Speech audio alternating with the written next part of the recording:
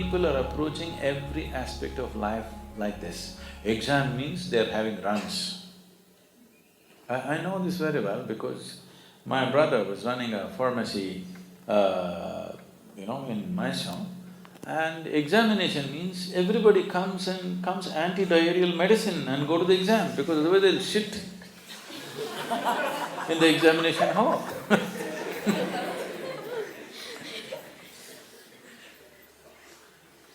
Why is… And the same thing happens to them if they're going for a job, the same thing happens to them if they're getting married, the same thing happens to… They just shit scared of everything. That is because unprepared, isn't it? The only reason you're nervous about something… I was just talking to a few people around me. Last 3 times we had a helicopter here, the 3 different pilots. I'm just looking at them, they're so horribly nervous. But in 3,000 hours of flying, I'm just 100-hour pilot. With great joy I fly without an element of anything. But to a point why when my instructor in United States was interviewed by one of our people, what do you think about Sadhguru? Has he been a good student for you and all that stuff? One thing he said was, my only concern about him is, he doesn't seem to be afraid of death. They asked, what do you mean by that? He said, even if we turn off the engine, he's smiling and doing what he has to do. This is one of the big things in a helicopter is auto-rotation. That is, you turn off the engine and come down without the engine and land, preparing for an emergency always. To make you understand what it involves is, in the training craft that we fly, if the engine goes off, for you to realize, see, realization takes some time. You're flying and flying, if the engine fails, for you to know the engine has failed to register, it may take 2-3 seconds. Because the rotor is still making noise, only a certain level of vibration is gone and the meters fall, of course. But if you don't observe the meters and if you're talking to somebody and you miss the vibration, you don't even know it's failed, but it gives you only a maximum of 7 seconds. 7 seconds is all you have to do 3 important maneuvers. If you don't do those 3 important maneuvers in those 7 seconds, you are as good as a dead man. You can enjoy the last flight. So when you're flying without warning, one of the trainings is they turn off the engine. So I just do what I have to do and I get very excited when the engine fails. And I did over 100 landings like that. So he said, I'm really scared for him because he has no fear. I said, this was my father's problem also, not just yours. My father used to knock his head and say, this boy has no fear in his heart, what will happen to him? I never understood why. Why is fear a qualification? Why is fear a qualification? Awareness is a qualification, alertness is a qualification, knowledge is a qualification. Why is fear a qualification? So if you're shit scared of your exam, you're going to do well, is it? You're shit scared of going for an interview, you're supposed to do well, is it? You're shit scared of getting married, you're supposed to do well.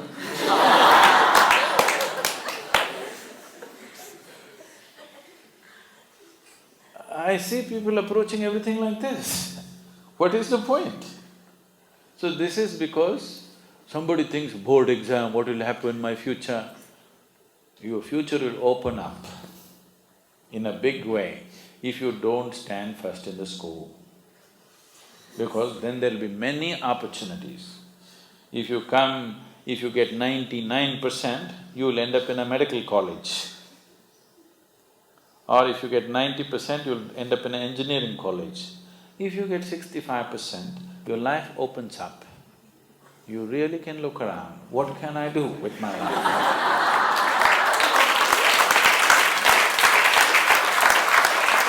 Now all the teachers are suffering, Sadhguru is destroying the whole school. Those of you who are going for 12th standard examination and 10th standard examination, I want you, whether the teachers do it or not, forget about that. I want the students to complete your syllabi and be ready for the exam by the end of October. Okay? By the end of October, you must be able to write your exam comfortably. If you're a little shit scared, be shit scared in October. We'll give you one more in November. You'll handle it little easy, without a tablet you can go. December we'll do 2 more examinations, do it. January you just play, February you just look around a little bit in the book. Last year of school, enjoy yourself. When the examination comes in March, you just go there and already you've done this 5 times. So by December, you must be bored writing the same exam 5 times. So you're ready for the board exam. 12th standard, 10th standard, form teams of 5 people, they must learn together. Make the teams in such a way, people who are good in different subjects are together, all of them give tuitions in each subject for themselves and the teachers help them. See, learning, for any human being, when you learn something new, when you realize something that you did not know, does it give you joy or pain? It should give you joy, isn't it? It's natural for human intellect. If you grasp something that you did not know, it makes you joyful. Why is it being approached so painfully? Board exam, if you know, will you write it wrong? No. Only if you're just trying to remember for the exam, you could write it wrong. Trying to remember for the examination means you are a bloody cheat. Do you understand? You just want to remember, fool people for a day and say, I am passed, and then you don't know anything. You have learned deception. Don't start your life with deception. It's not good. That's not a good foundation for your life. Just somehow getting 100 marks, just because for one day you remembered something and vomited it on the paper, is this not deception?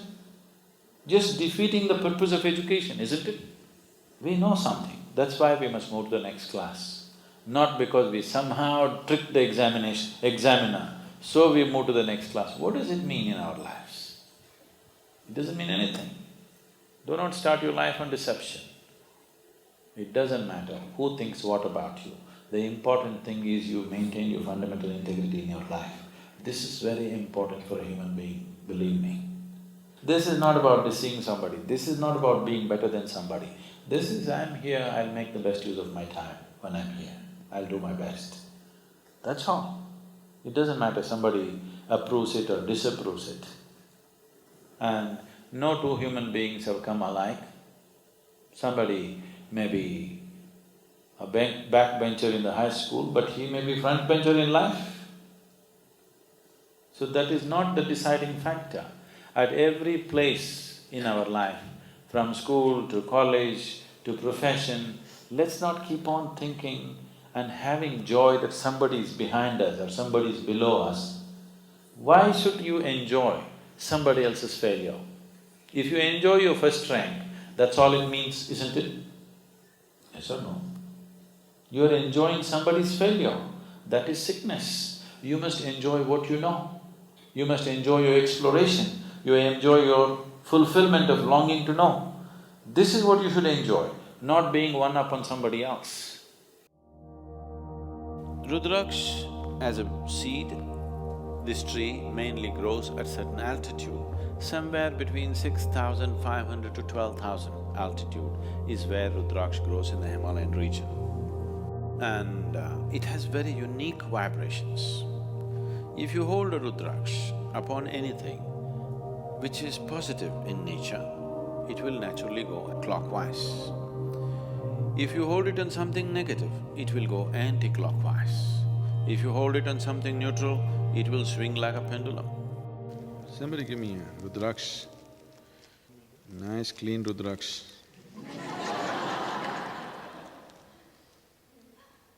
See, before we go into that, I want to show you what it does, okay? This is just paper, all right? You know about this Rudraksh going clockwise, anti-clockwise, something? Okay. See, you must tell me which way it's going.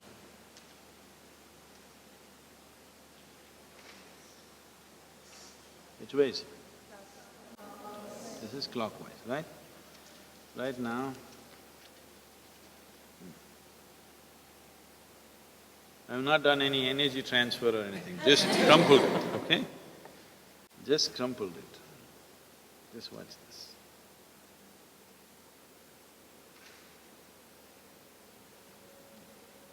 What's it? So, I don't know if they told you, I'm sure your parents must have told you, your clothes should be properly folded and kept, your bed clothes should be properly folded and kept. Did they tell you?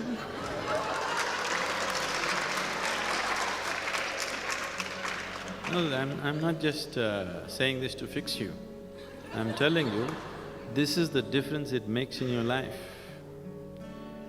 In this country, we were always told, after you wake up in the morning, if you do not fold your bedclothes, then devils will come and dance on it, demons will come and dance on it, and then when you go to sleep next day in those kind of clothes, it's going to affect your life. And that's just a dialectical way of expression, and it's true.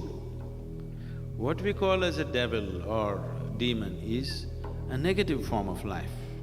What we call as a divine is a positive form of life. That which sustains you, that which enriches you is divine. That which affects you in a negative way is the demon. So just this paper, if you just crumple it and keep it, it attracts the negative form of energy. If you keep it properly folded, it becomes positive. This is why from everything to everything, how the house should be, where you should place what. If… I don't know, these days it's all going away, we are going by modern aesthetics.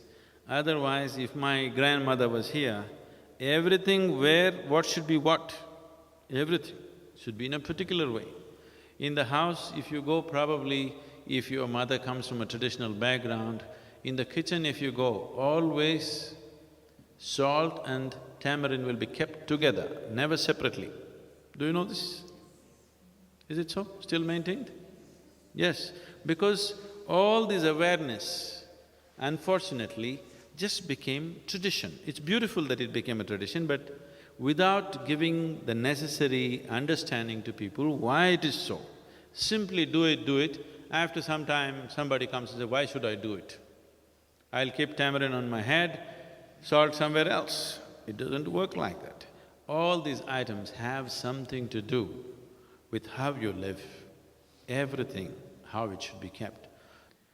So the whole science of seeing how this human being can function at its maximum vibrance, even a simple peasant in this country knows about it without knowing about it. You know, he does not intellectually or consciously know about it, but he just knows this is how it must be done. Because the whole system of yoga was made into a cultural format and given to people because people saw the impracticality of teaching every aspect to every human being on the planet. So just make it culture and leave it to them. I want to see that for the next few generations later, as mothers would teach people, children to brush their teeth, yoga will just happen in their lives. This was so earlier. Earlier, Agastya Muni did this to the whole of southern peninsula, that in every home, everybody has an understanding of how to allow this being to attain to his full potential. So these things were made aware of, a simple thing like this. Many of you are already doing asanas for at least 6 months now. You could experience this. You keep 2 shirts, okay? One shirt you do like this, both washed clean ones. Do like this and keep it for 3 days, another one neatly fold it and keep it there. After 3 days, wear one, close your eyes and feel it, wear the other, close your eyes and feel it, just see how it feels. They're very different. So every aspect was brought into life. So what you see as this culture, because this is a land without God, this is a land without religion, this is just a certain science transmitted as culture. Because of various distortions, that science has become all distorted. Putting it back is not easy to the whole society. We want to put it back at least into a few people, hoping that they will be able to impart it to the rest of the larger society sometime in future. If we produce 1,000 people who really perceive, understand and live that way, I'm sure these 1,000 people can impart it to 1,000,000 people. Those 1,000,000 people can do it to many more people. And they may produce many, many more people who are capable of receiving this, and things may happen.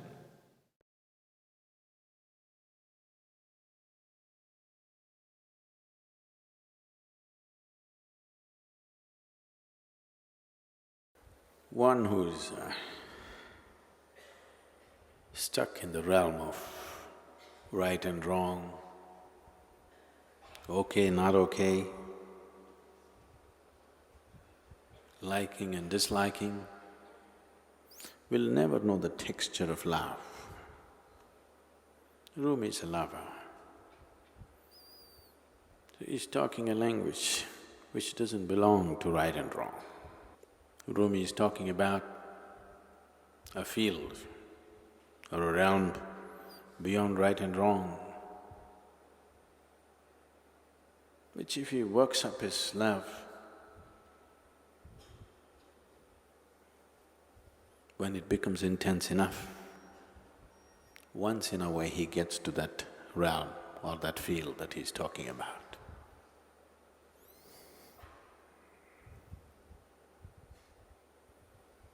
But for a yogi, that's the realm he is in. Once in a way he comes down to the realm of right and wrong when he has to deal with the world. Otherwise, that's where he is. And love is just one of the ways to get there. A sweet way, a pleasant way. But the problem with pleasantness is, when something gets pleasant, for a lot of people, the journey gets pleasant, they'll never make it to the destination. It's unfortunate. It's wonderful if the journey is pleasant. It's the best way, the most intelligent way to get to the destination is making the journey pleasant and beautiful. But unfortunately, most people will not make it to the destination if their journey gets very pleasant. They'll park themselves right there in their pleasantness. Once you start distinguishing between pleasantness and unpleasantness, how can you escape right and wrong?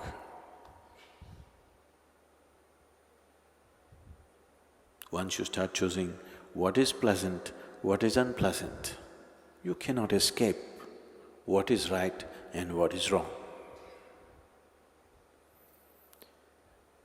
So when one talks about a realm or a field or a land which is beyond right and wrong, it is also beyond acceptance and resistance. It is beyond acceptance and rejection. You can accept and reject only when you identify something as good and bad, right and wrong. As long as you're in that realm,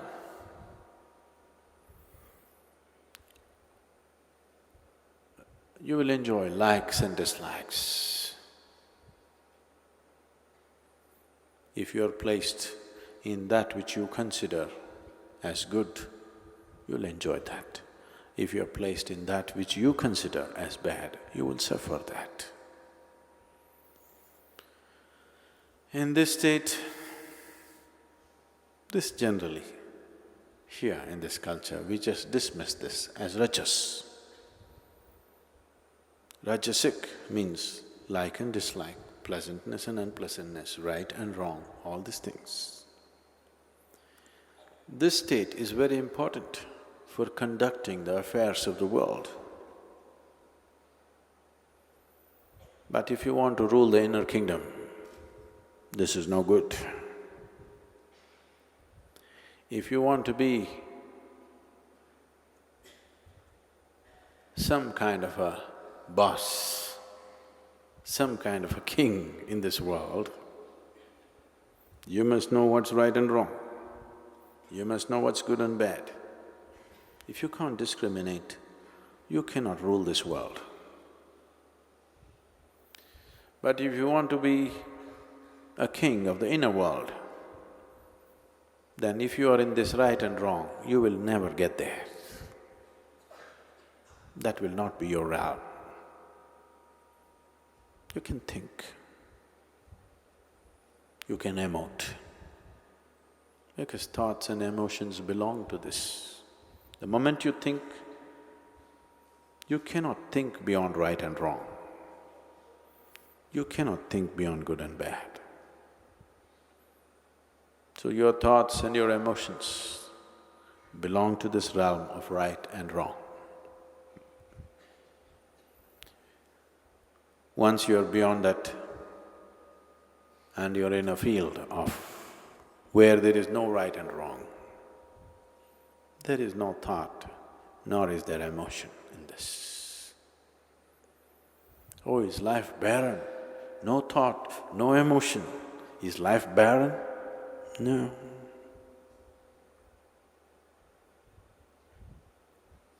One who knows the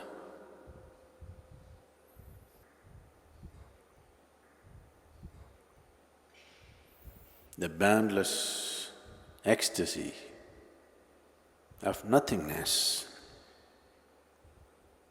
for him the taste of thought and emotion is very puny.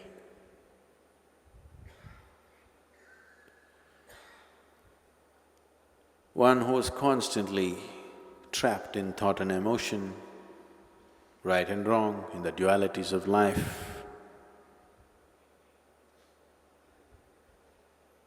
because he doesn't know any better and he doesn't know how to get beyond this, he has to celebrate this somehow. He has to eulogize this. He has to make this the highest.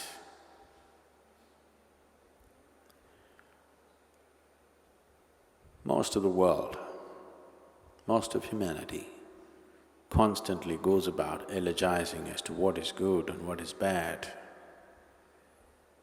good qualities, bad qualities. This is what is loved and respected and acknowledged in the world. Simply sitting here, called stupid, no good. Once there is no right and wrong, it is not only that there is no thought and emotion, there is also not much room for action. If action comes, it comes only as a response to what's around. That is, the need for action is completely gone in that person. The need to love or hate is gone in that person.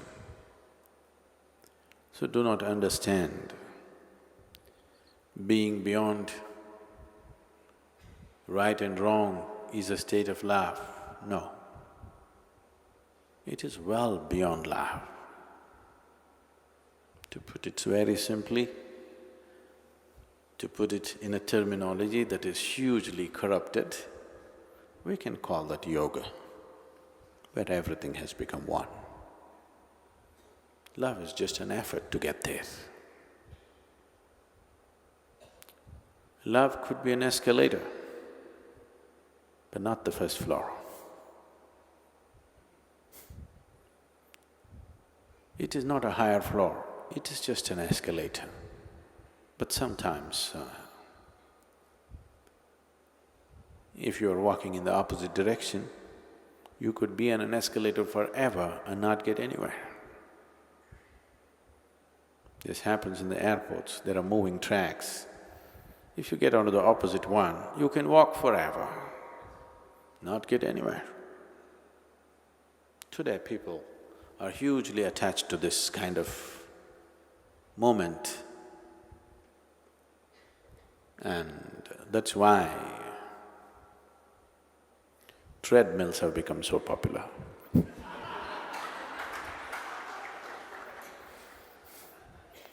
You can walk forever, run forever, not getting anywhere.